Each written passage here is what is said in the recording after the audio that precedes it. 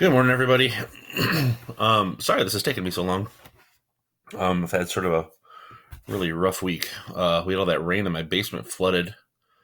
On I guess that was Sunday, and it's just been still coming in, still coming in, still coming in. It's still coming in today a little bit, but I've been pumping it out every day, and it's just been coming back. So I've been fighting that, and I haven't had a lot of time to do any schoolwork. I probably would have had to call in if we were in regular school. But so here we go.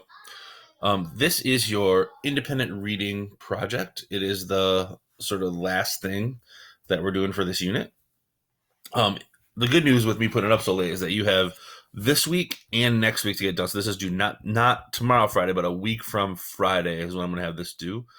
And it's sort of like the culmination of all of the little assignments we've been doing with your independent reading book. Um, so let's get to it. It says you'll be completing your book talk presentation that you'll be turning in for your final grade for independent reading. Your presentation should follow the order below. Make sure to include a graphic or picture on each slide and make it professional. So here we go. Slide 1. The first slide is just going to be your book title and your name. The second slide is going to be what kind of narrative style is it.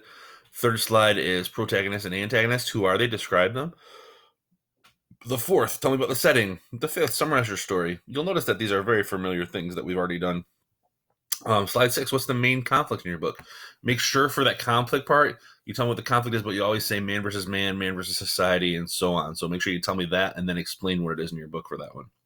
Slide 7, explain the solution resolution. That's just a fancy name for end.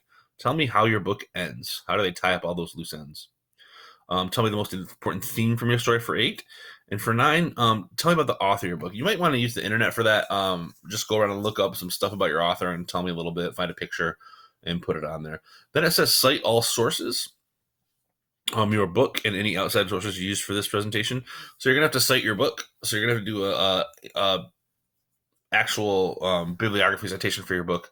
You can, or a works cited page for your book. You can do that by, you can find that on the internet, and I'll also... next week, I'm going to put up a little mini lesson about exactly how you do that for that last slide. So we'll be able to do that. Don't worry too much about that this week. Next week, I will put that up and we'll get that in there for that last slide. Just get the right MLA format for that.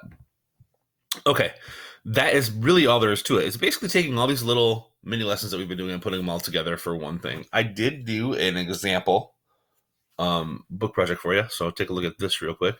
This is going to be on Schoology for you as well. I did Harry Potter and the Cursed Child.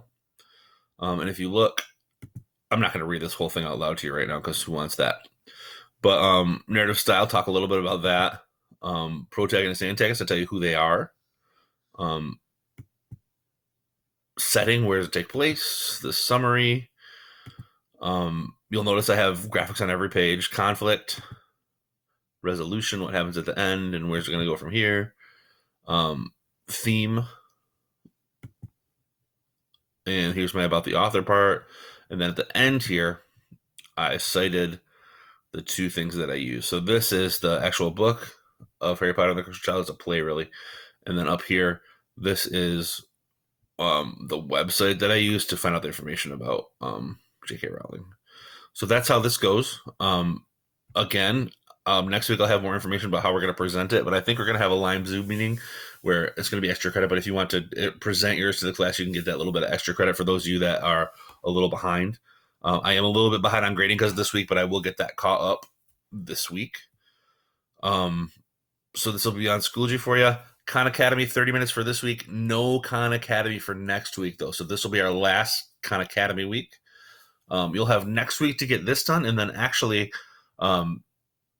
because I am very nice, you're going to get the last 2 weeks of school. So after next week, the last 2 weeks of school, I'm giving you guys just to catch up. So I'm not going to give you anything new. You're just going to get caught up, get as much of this stuff done as you can. Remember, I did send you guys out that email. You have to engage with this online stuff. So you have to have a big chunk of this online stuff done and have a passing grade above a 60. To pass the class. So make sure that you're doing this online stuff. Even if you have like a D- and you're still passing the class, but you haven't done any of this, I still have to not pass you unless you engage with it and do some of it. So this is going to be an assessment grade. This will bring your grade up a ton. So get in there and do some of these little mini lessons as you're preparing for this. If you know somebody that hasn't been doing this, get a hold of them. Tell them they got to do it if they want to pass, because it's a silly. This stuff has been pretty easy, guys. It's not a reason for you guys to not pass the class, because these assignments have been pretty easy, really. Get a hold of me if you need any help, by the way. And you guys have a